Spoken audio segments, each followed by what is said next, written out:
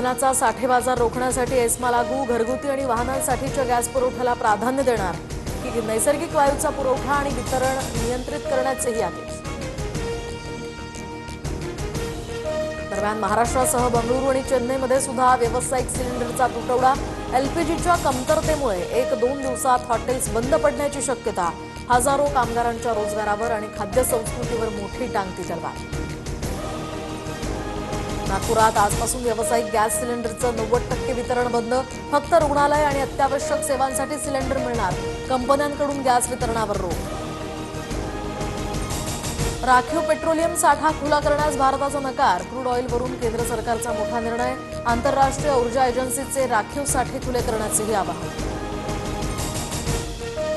झाशीच्या सिप्री बाजार परिसरातनं 524 गॅस सिलेंडर्ससह ट्रकची चोरी. ट्रकमध्ये 18 लाख रुपये किमतीचे गॅस सिलेंडर्स. पोलिसांनी अज्ञात आरोपींचा शोध सुरू केला.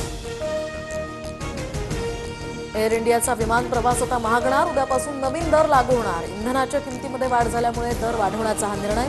नवीन इंधन अधिभार 3 टप्प्यात लागू होणार.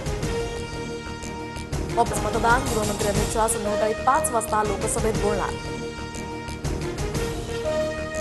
सिंहस्थ कुंभमेळ्याच्या पायाभूत सुविधांच्या कामांना गती. नाशिक रिंग रोडच्या 3,954 कोटींच्या कामांना प्रशासकीय मान्यता. विभागीय आयुक्तांकडून नागरी कामांचा आढावा. धाराशिव